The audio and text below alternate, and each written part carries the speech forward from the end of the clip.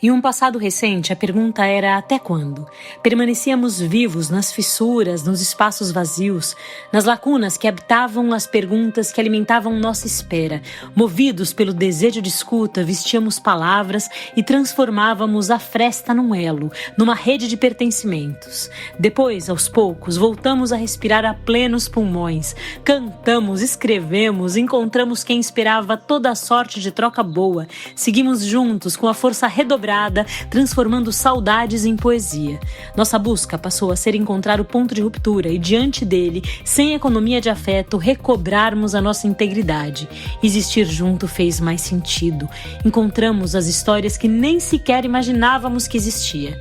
Ali a gente soube que a maior tecnologia que existe é a imaginação, que somos florestas, somos cidades, somos rios inteiros, que cada vez que meninas e meninos brasileiros aprendem a ler, seja com os olhos ou a ponta dos dedos, eles tomam seus destinos nas mãos. A cultura é a rede mais potente de um povo, e o dia em que já não nos lembrarmos disso, teremos nos tornado um deserto débil de seguidores. Em 2026, a Fresta completa 5 anos. Essa jornada que começou online, saiu das telas, se tornou híbrida, tendo a acessibilidade como premissa cada vez mais forte. Serão 70 horas de programação intensa, trazendo uma celebração da leitura para além dos livros, do viver para além das telas e do sonhar para além do sonho. Bem-vindos à nossa Fresta, que ela nos guia a quem somos e ao que realmente importa.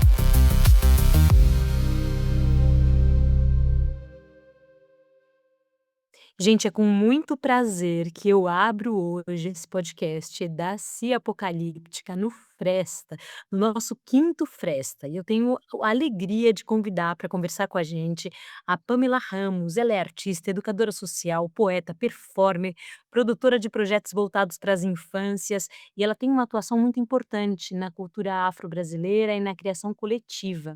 Ela criou um sarau chamado Carol Líricas, no litoral norte de São Paulo, e ela é co-criadora e coordenadora do Sarau Inverso. Ela atua como mestre de cerimônias, desenvolve oficinas de escritas, cadernos artesanais, com foco em literatura como ferramenta de expressão, memória e formação. Ela realiza contação de história em SESCs para público infantil, integra literatura, oralidade, cultura popular. É com muita alegria que eu vou conversar com ela sobre um tema que me é muito caro, que são os griots do século XXI. Seja muito bem-vinda, Pamela. Oi, Kiara, boa tarde. O prazer é todo meu estar aqui. Obrigada pelo convite, Apocalíptica, Fresta. Eu vou fazer a audiodescrição de mim para a gente começar, tá? Eu Combinado. sou, eu sou uma mulher preta, de pele retinta. No momento eu estou usando tranças longas, de cor castanha. Uso um piercing no nariz, ferradura. Estou usando uma camiseta preta com escrito protagonistas, e um macacão, sentada na frente do meu computador e falando com você. Joia. Vou fazer a minha autodescrição também. Eu sou uma mulher branca, de pele bem clara, o cabelo bem preto, uso quase sempre um batom vermelho, tenho 1,64 m, mais ou menos, e gosto muito de roupa vermelha, quase sempre estou com roupa vermelha, hoje estou de preto, e acho que é isso. Pamela, me fala um pouquinho do seu trabalho, querida. Eu li algumas coisas que são as mais importantes, mas me conta um pouco da sua história, como é que você chegou na literatura, como é que você chegou na contação de histórias. Me conta um pouquinho da sua trajetória. Sim. Kiara, tudo começou em 2014, aqui em São José do Rio Preto, tinha um sarau chamado Sarau Urbano. E um dia eu fui, conheci a primeira vez, depois voltei, escrevi alguma coisa e senti que naquele lugar era um lugar seguro para eu falar sobre as coisas que eu escrevia. E o e a partir daí eu nunca mais parei. Depois do sarau urbano, eu fui viajar como artista de rua independente, fiz um fanzine, chama Ei Mulher, teve só a primeira edição, e esse fanzine eu viajei por mais de 100 cidades, eu tenho muito orgulho de falar sobre isso. Vendia ele no semáforo, vendia nas praças porque um período foi o meu único sustento, vender poesia e contar histórias para as pessoas, né. Eu viajei por quase 7 anos. Tive uma Uau! filha nesse tempinho. Sim. Durante esse período eu vou morar no litoral norte de São Paulo, conheço o sarau suburbano, e depois eu recebo o convite para fazer o sarau na Casa das Carolinas. É uma casa, é um consultório médico, na verdade, só que com ervas. As mulheres trabalhavam com ervas, elas prescreviam ervas para as doenças das pessoas. E aí esse coletivo me convidou para fazer esse sarau, era o bairro exato era cara, como é que é o nome ali? Em Camburi, no alto da cachoeira, é muito simbólico esse lugar. E aí nós fizemos a luz de vela, foi muito legal, foi uma galera muito importante, o Brenalta estava lá, que é uma referência para mim de poesia, de poeta. Depois disso retorno para São José do Rio Preto, tenho toda uma história fora da arte, fora da literatura, encontro as minhas amigas Tati e Agnes e a gente decide fazer um sarau. Eu encontro a Tati no Sesc e falo para ela: "Vamos fazer um sarau? Vamos fazer um sarau?". Passou-se 1 ano, a gente se reencontrou e fizemos o sarau inverso. A primeira edição foi muito legal. Em junho, agora, a gente completa 3 anos de coletivo e de Uau! sarau. Sim, Sério. muito E legal. hoje você mora em Rio Preto e trabalha com Atualmente estou esse morando coletivo. Como é que sim. chama o coletivo, Pamela? O coletivo chama Cia Inverso, começou como Ah, sarau inverso. certo. Você tem uma história muito bonita com os saraus, né, foi um lugar que você disse que, tipo, foi o primeiro lugar seguro, né, onde você podia falar suas coisas e tal. E esses espaços, né, os saraus, os coletivos, eu acho que, poxa, há pouco tempo eu conheci uma palavra que fez muito sentido para mim, que foi o aquilombar-se. Né, a ideia de um espaço de reencontro, um espaço de expressão, e eu queria que você falasse um pouco, sobre o tamanho que esse sarau tem, né, na vida de quem participa, na sua vida e nas cidades, assim. Queria que você falasse um pouco sobre os saraus, porque tem muita gente que está aqui ouvindo a gente e que tem um conhecimento limitado, né, sobre essas práticas. Sim, o sarau tem esse viés de aquilombamento mesmo, onde as pessoas podem se expressar, né. Eu já passei por vários sarais, inclusive saraus. Saraus ou sarais? Nossa, não faço ideia. Sarais ou saraus? Confirmando, o correto é saraus. Mas enfim, qualquer uma das coisas, se for um ou se for outro, a gente faz um neologismo e tem licença poética para isso. Manda ver. Sim, aqui em Rio Preto, não só o sarau urbano fez com que várias pessoas se descobrissem enquanto poetas, também teve o sarau da Apocalíptica. Aqui em Rio Preto mesmo não tinha um lugar onde as pessoas se reuniam para falar sobre poesia. E aí quando Certo. surge o sarau urbano, é um mix de pessoas, de público. Tinha a dona Ninfa, que tinha 80 anos, que era maravilhosa, tinha crianças, tinha eu me descobrindo, tinha MCs que iam lá recitar os seus raps em forma de poesia. Então, para eu, enquanto poeta, esse lugar seguro, esse espaço seguro, conforme eu disse, que foi, no meu caso, o primeiro sarau, me mostrou que como é que eu posso te explicar? Que existe diversas formas da gente se expressar, mas a poesia é o que me deixou e que deixa muitas pessoas mais à vontade de falar o que quer, claro que com consciência, né, de se manifestar, de impor seus limites, de falar de saudade, de falar de amor. Então eu me senti acolhida e me senti segura, e eu acho que para quem não conhece um sarau, eu recomendo ir e no sarau não vai só pessoas recitar poesia, vai pessoas cantar, vai pessoas performar, fazer grafite, é muito amplo o sarau, né, um encontro de artistas mesmo, e não precisa ser um artista profissional, precisa querer fazer arte, querer ser arte, ser poesia. É isso. Dá pra gente dizer que é um palco aberto? É um palco aberto, é sim, é um lugar de manifesto, é um lugar onde as pessoas podem ser. Sim, sim. Isso é cada vez mais raro, né, Pamela, a gente tem esse lugar aí virtual que fica todo mundo falando sozinho, né, sem interlocução Uhum. clara, sem olho no olho, e faz uma falta tão grande, não só na nossa imaginação, na nossa capacidade poética, mas no nosso corpo também, né, ver gente, existindo de verdade, né, se transformando na nossa frente, é muito bonito, é muito mobilizador. Nós estamos na era digital, né, onde, tá todo mundo muito próximo, mas todo mundo muito distante, né, não tem essa troca de energia, ver a pessoa nervosa para recitar ou então chorando ou não, essa energia que só o presencial, né, consegue, consegue nos dar esse afeto, essa troca verdadeira, né, de sentidos, de sentimentos.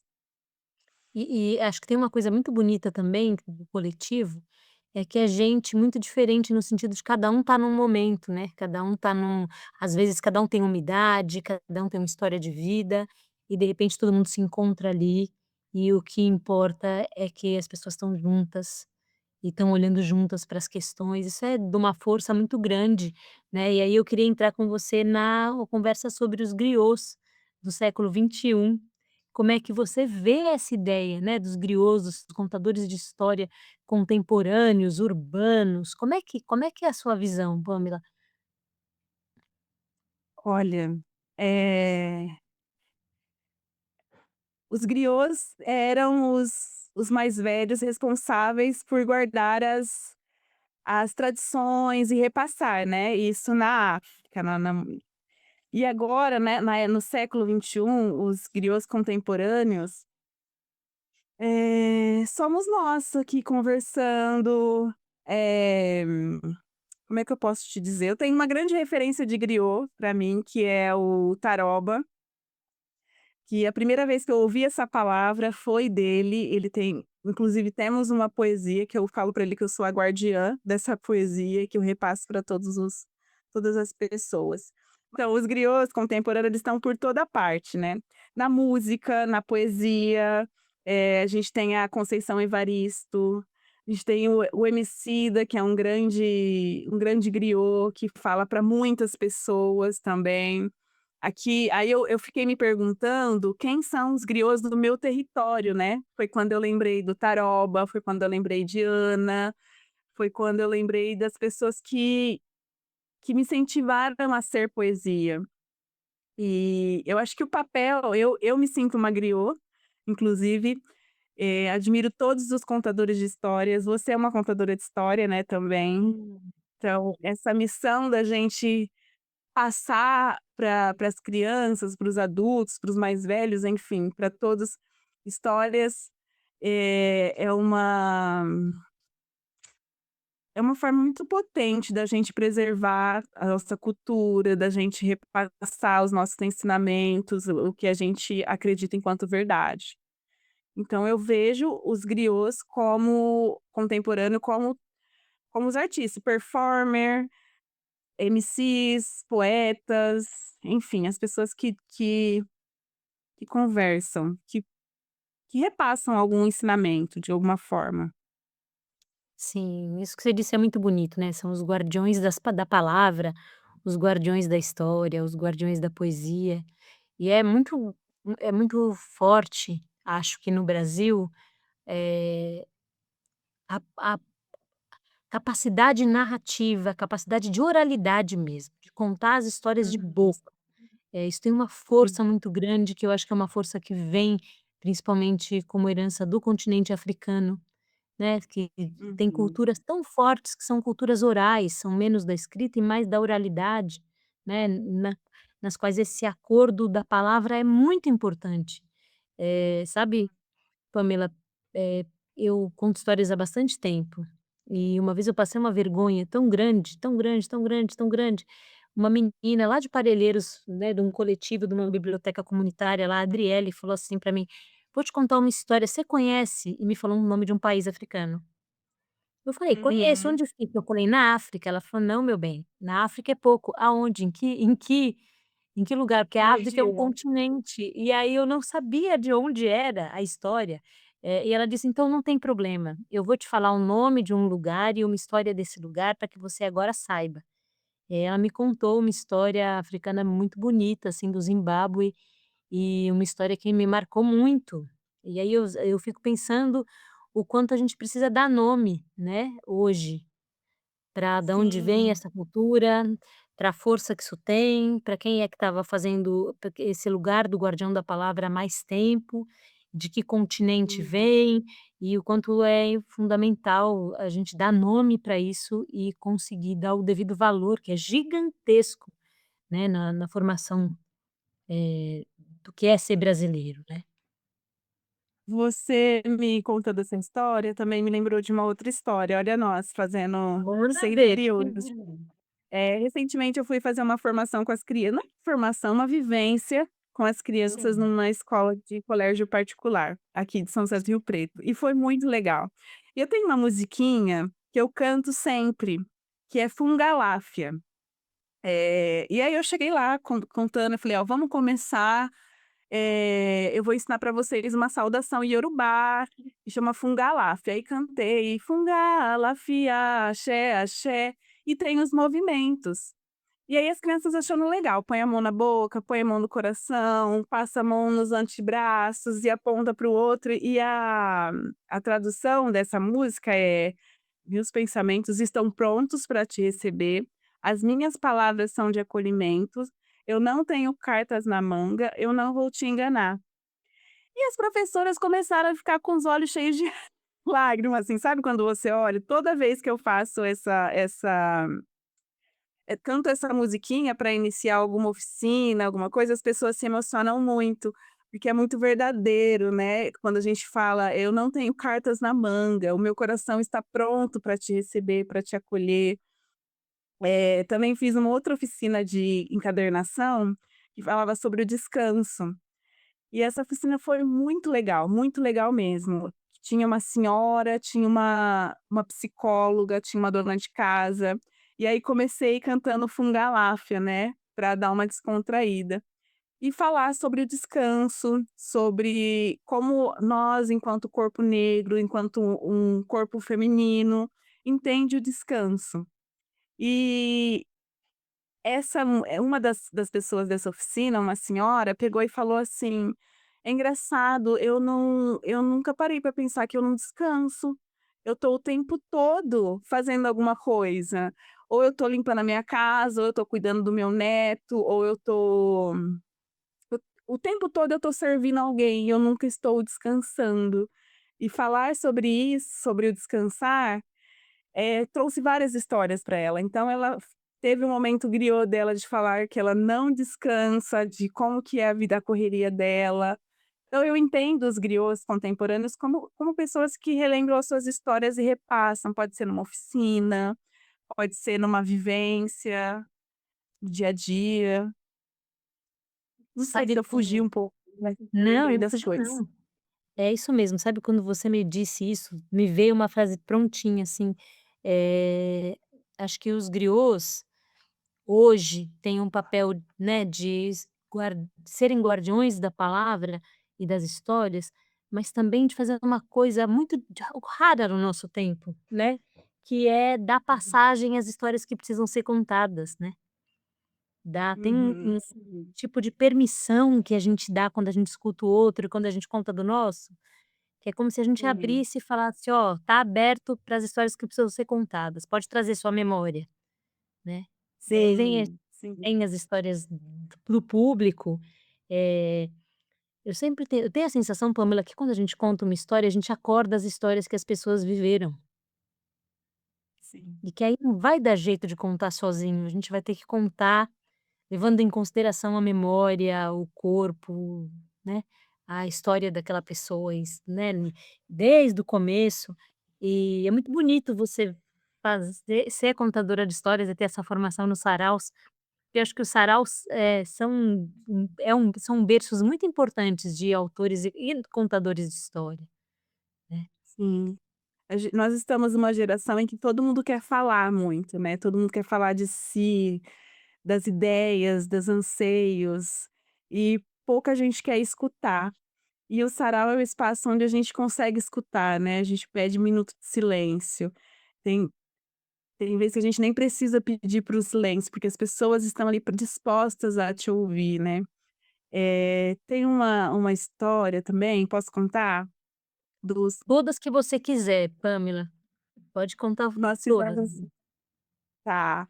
Nós fizemos uma edição de sarau, onde eu recitei um rezo iorubá, e aí veio uma outra pessoa e recitou um rezo, indígena, e uma outra pessoa falou uma outra coisa em outra língua. E a gente, dentro desse sarau, tivemos várias culturas presentes, várias línguas, e foi tão emocionante. Eu posso recitar esse rezo? Eu ia te pedir isso, por favor, recita pra gente. Tá. Você faz podcast há muito tempo? Esse podcast do Fresta, eu faço as entrevistas, mas eu faço bastante desde a pandemia, vai que eu posso dizer que faço. E tem uma curiosidade, quando eu era criança, apareceu um gravador na minha casa com fita cassete, e a minha brincadeira preferida era ficar gravando a minha voz, então eu contava histórias, fazia o entrevistado, o entrevistador, fazia a vinheta de abertura, aí fazia eu ficava pirando na voz, em gravar e tal. Quando eu fui fazer o podcast eu falei: "Mas isso eu sei fazer gente". Desde pequena. Gente. Disso eu sei brincar, então faz tempo, faz muito tempo. E você sabe que o celular pode ser um instrumento griot também, né?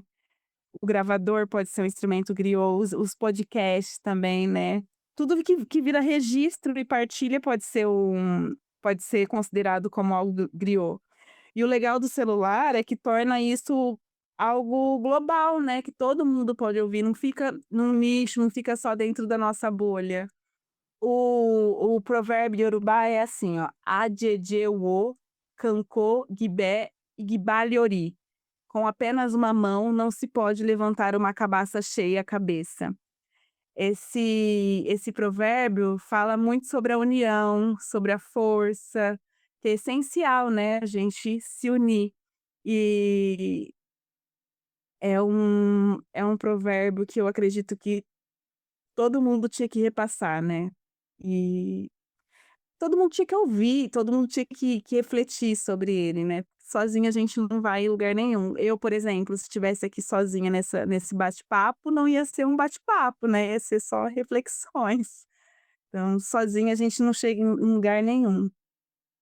Isso é uma força de resistência tão importante, né, nesse mundo que prega que você tem que ser sozinho e que você tem que são só as suas boas ideias solitárias que vão fazer com que alguma coisa mude, né.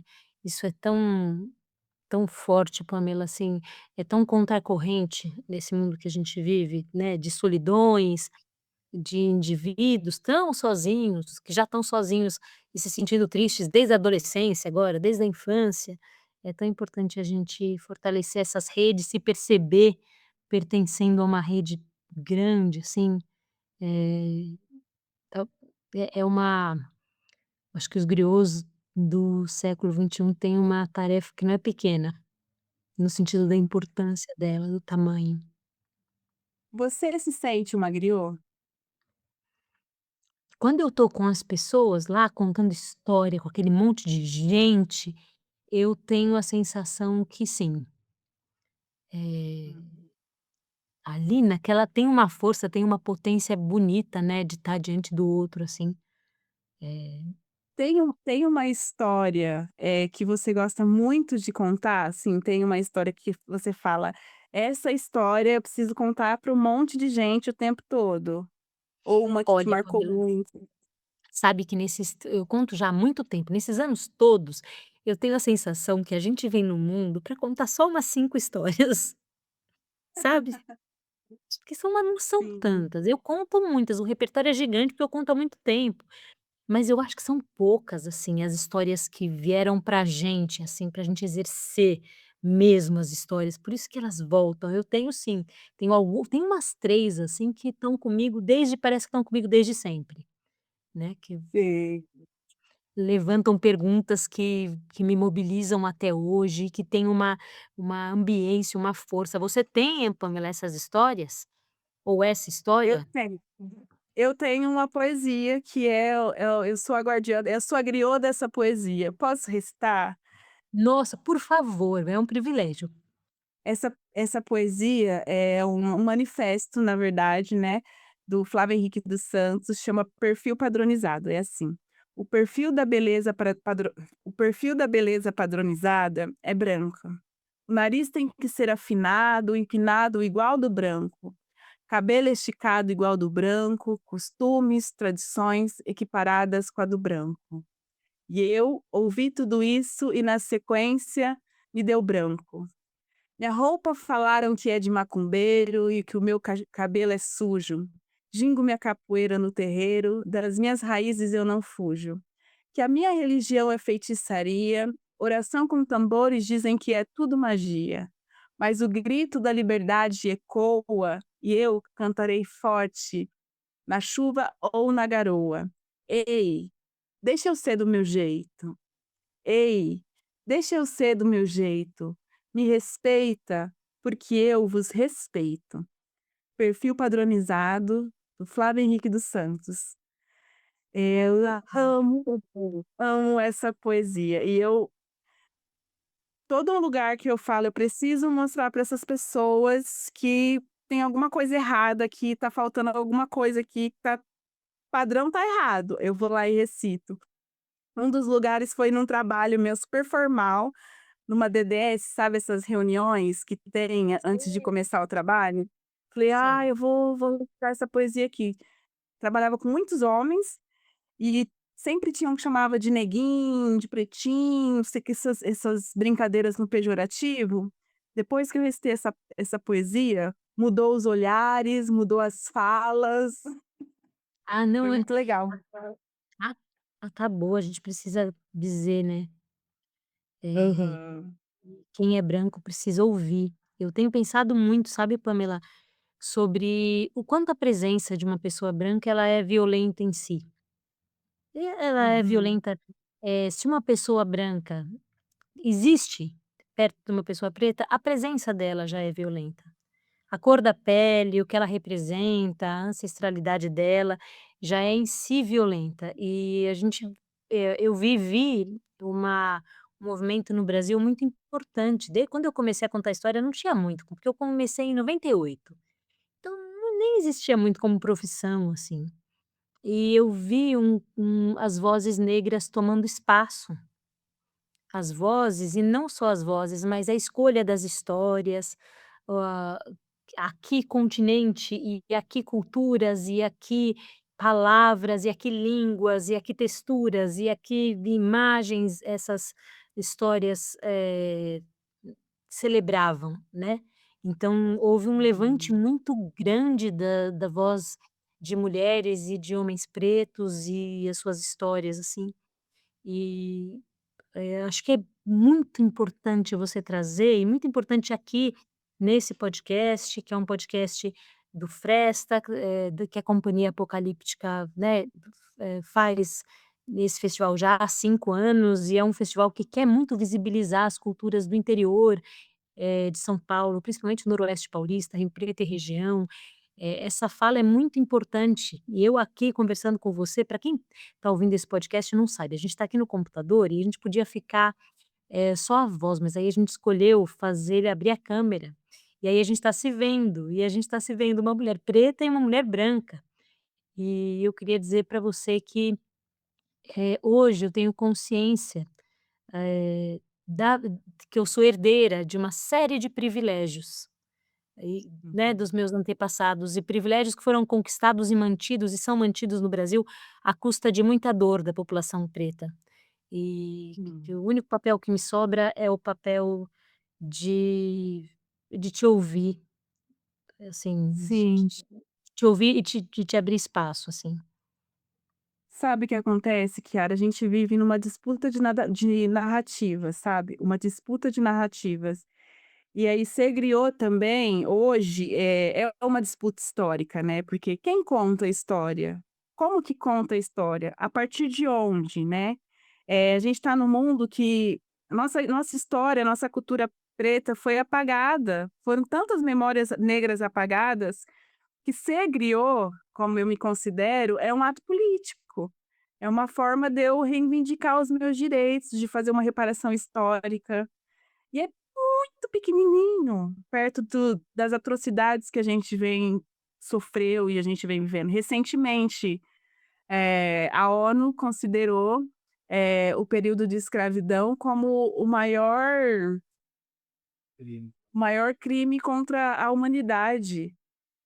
Olha, demorou anos e ainda tem os países que mais explorou são os países que não concordaram com isso. Negaram, é uma aberração muito, muito, muito grande, mas você diz que é pequeno, eu queria dizer para você que não é pequeno, porque 51% das crianças brasileiras são pretas, e a hora que elas te Hum. enxergam, te olham, elas falam: "Uau", então dá pra gente ter orgulho de quem é. Isso é de um tamanho imenso, assim, porque isso vai atingir o filho dela, o neto dela, o bisneto dela. Você, navega para frente aí séculos de transformação muito profunda. Inclusive, esse projeto que eu desenvolvo nas escolas, que chama Quintal Afro-Brasileiro nas Escolas, eu levo um pouquinho de tudo, um pouquinho de arte, um pouquinho de contação de história, e é um pouquinho da dança, e é muito bonito ver os olhinhos das crianças olhando para mim, assim, falando: "É possível, existe uma pessoa, você é de verdade, você está falando de coisas legais, é possível", sabe. Eu, estive em uma escola em Mirassol, onde uma menininha, Séfora, inclusive foi como que chama, gente? Eu escrevi um livro que fala sobre esse projeto, de como que é, e a Séfora foi uma menininha que me encheu os olhos, que quando eu vi ela, quando a gente se olhou, ela me olhava com um olhar de tipo: "Uau, quero ser como você, quero falar como você", aquele olhar de esperança. E nesse livro, que ainda não foi publicado, e um dia será, eu conto a história da minha cunhada, da minha ex-cunhada, a Rosângela Ribeiro, que é professora do ensino fundamental aqui em São José do Rio Preto, que tem um projeto muito lindo com as crianças. Inclusive, ela foi professora da minha filha e ela me ensina muito todos os dias. Ontem mesmo, olha essa história, ontem mesmo, essa sema no final da última semana, os nossos filhos estudam no mesmo projeto. E a gente tem o hábito de trançar o cabelo deles na go. E a minha filha, não sei por que motivos, olhou para a cara do Malik, olha o nome, e falou que o cabelo, que a testa dele era grande. Aí a Rô, com muita muita delicadeza, me ligou e falou: "Olha, nossos filhos estão tendo um atritozinho aí, vamos conversar". E quando eu passei o telefone pra Pérola, ela falou que ela falou com a Pérola de uma forma tão linda que eu comecei a chorar. Ela falou assim: "Você não a gente já conversou sobre isso na escola, você não pode falar da imagem da pessoa.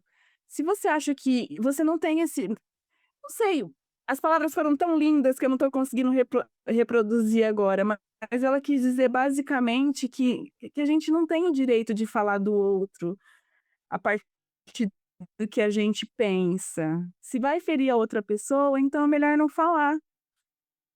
E foi muito bonito. E aí ela falou assim: "A gente", eu falei pra ela: "Eu queria ter tido essa conversa com os meus pais antes, sabe, eu queria que os meus pais dialogassem com outros pais quando esses conflitos acontecessem sobre aparência, sobre textura de cabelo, sobre cor de pele".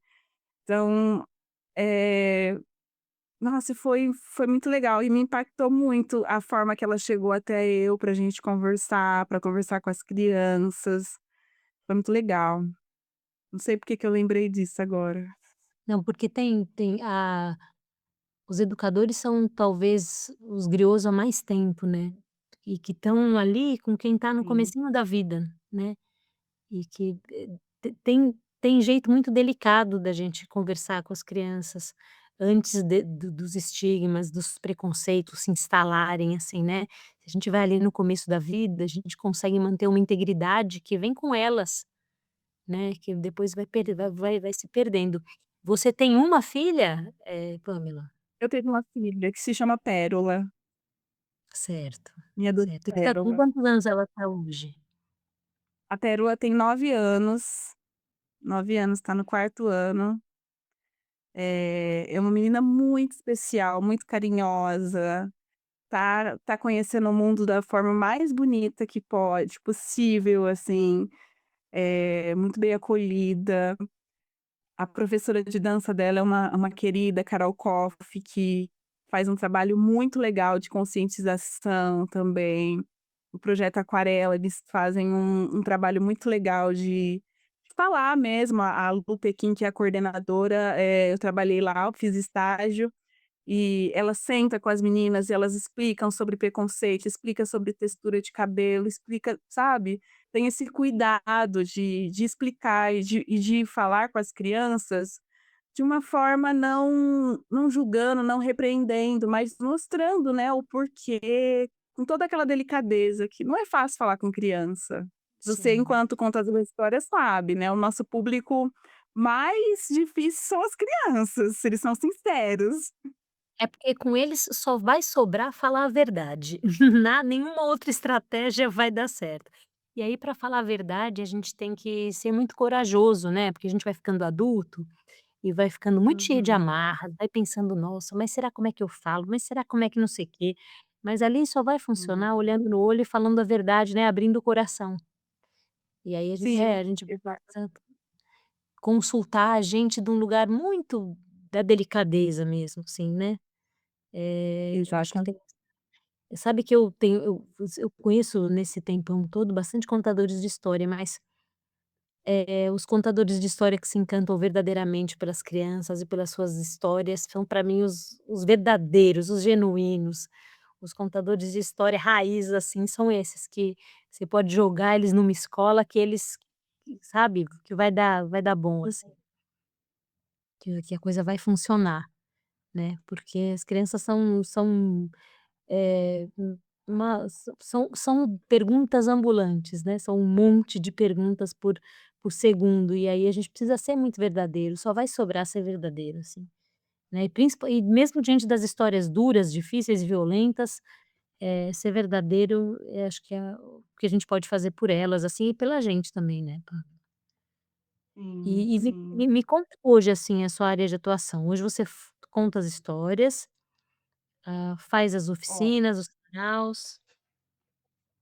sim, hoje em dia eu trabalho no CAPS infantil, trabalho bem legal como arte terapia. Eu sou, eh, narradora de histórias, na verdade. Trabalho no CAPS infantil há 1 ano, com crianças de 4 a 18 anos. O motivo de eu estar no CAPS é por conta da contação de história mesmo, foi um diferencial no meu currículo. Também atuo como produtora cultural, coordenadora do Sarau Inverso, sou mestre de cerimônias também, né, já. Aí na Apocalíptica mesmo, tive a honra de conduzir o Sarau Urbano em uma das edições. E o meu trabalho é mais voltado pra literatura. É difícil falar da gente, né. Nossa, dificílimo, Pamela, é dificílimo. Olha, é um aprendizado que você nem imagina, assim, eu tenho pensado muito sobre isso, é muito difícil, porque o negócio é que a gente muda. Aí a gente fala da gente, mas a gente está em plena transformação. E quando a gente trabalha com esse tipo Uhum. de trabalho que você faz, que eu faço, o trabalho também é vivo. Então, assim, uma coisa que é mais prioridade hoje, no outro dia o outro tá mais prioridade. Nossa, tudo escapa, porque a gente tá falando de uma Exato. coisa que tá grudada na gente, né. Tá. Pamela, me conta quais são as suas referências hoje? Se a gente for pensar como uma griot, como uma contadora de histórias, como uma mulher preta, antirracista, quem são as suas grandes referências na literatura e na arte? Na literatura, a minha maior referência é claro que é Carolina Maria de Jesus, Conceição Evaristo, Elisa Lucinda, mas tem uma poeta em especial que me faz ir longe, acreditar mais ainda no meu potencial, que é a Estela do Patrocínio. Não sei se alguém conhece Estela do Patrocínio. Para quem não sabe, ela foi uma poeta que ficou internada em um manicômio na época da higienização, né, higienização das pessoas, onde todo mundo que era negro, que estava perambulando pelas ruas, eles tacavam no manicômio. E aí Viviane Mosdé, que é uma antropóloga muito, muito, muito boa, descobriu em uma dessas, a Viviane Mosé lançou um livro com os seus falatórios, que chama Reino dos Bichos e dos Animais é o meu nome. E aí uma colega minha, Ana Cláudia Magalhães, que trabalhava na época na biblioteca do Senac, me apresentou essa mulher e eu me apaixonei por Estela do Patrocínio. Recentemente fui para São Paulo, ver um espetáculo da Viviane Mosé, furei fila, falei, recitei uma poesia para Viviane, se abraçamos, ela falou: "Estela do Patrocínio", que é a Estela do Patrocínio. Tem uma frase dela muito bonita que é assim: "Eu nasci louca, os meus pais queriam que eu fosse louca, os normais tinham inveja de mim, que era louca". Estela fala sobre essa loucura que é mais uma lucidez, né. E ela fala de uma forma muito bonita, os falatórios dela. É o único livro que tem publicado, ela nunca escreveu, ela sempre falou, então a Viviane transcreveu áudios dela, ela gostava de escrever em papelões e tal.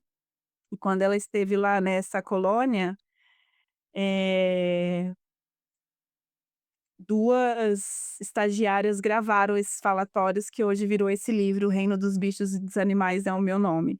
Então eu queria muito que todo mundo conhecesse Estela do Patrocínio, lesse esse livro, ouvisse os áudios dela, que agora é público, inclusive Sara Ramos fez um ótimo trabalho, tornou esses áudios públicos, todo mundo tem acesso.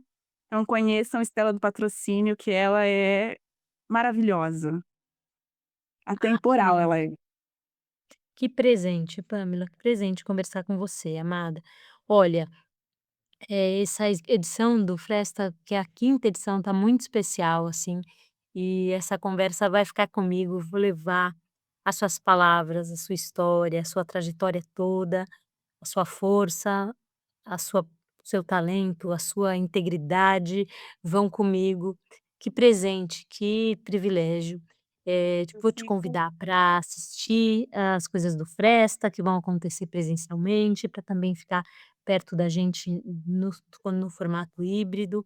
E eu espero que a gente se encontre e tenha o privilégio de mais vezes te receber no Fresta, para muitas ações. Queria te abraçar, não só eu, o Fresta, mas também a Companhia Apocalíptica, pela sua importância na região e no Brasil e pela sua voz, querida. O Fresta tem uma é algo muito importante na minha vida profissional enquanto oficineira. A minha primeira oficina de poesia aconteceu no Fresta, há 2 anos atrás. Que Foi legal. impossível, a potência veio de lá. Estarei no Fresta agora também com 2 oficinas muito legais, oficina de encadernação e uma coisa inédita para a galera que Uau! gosta que tem vontade de publicar seus mini livretos. Eu venho com o microeditora, isso, ateliê de Micro microeditora. Isso, o que que nós vamos fazer nessa oficina, posso falar rapidinho? Claro. Nós as pessoas vão poder publicar, se alguém tiver alguma publicação, eu vou ajudar a diagramar, ensinar como que faz, e fazer a costura manual para fazer publicar os seus livretos de até 15 páginas. Então, Uau! fique ligado no Expresso, na programação, tá muito linda. Adoro a Apocalíptica, acho incrível o trabalho que eles fazem na cidade. já fiz várias oficinas, inclusive. Um beijo pra Fer. O Wesley, eu acho que é o produtor aqui que foi incrível. Eu falei pra ele: "Wesley, tô muito nervosa". Ele: "Não, fica tranquila, que a área é maravilhosa", sabe. Tô muito feliz pelo convite, muito feliz por estar aqui, muito feliz por ter Fresta aqui na nossa cidade. Ah, espero que a gente consiga se ver presencialmente. Quando for junho, julho, agosto, setembro, eu tô por aí. E se tiver em Rio Preto, vou te dar um toque pra gente se encontrar no Sesc, tomar um café, conversar, trocar um pouco. Mas te agradeço demais, demais, demais, demais. Muito obrigada por esse papo, querida. E espero que a gente se encontre mais vezes, tá bom? Eu que te agradeço, tá? Um beijão. Um beijão e a gente se vê. Até a próxima. E para quem está ouvindo a gente, fiquem atentos, porque a gente tem outros episódios também do podcast e o Fresta está só começando com programação presencial e também programação online.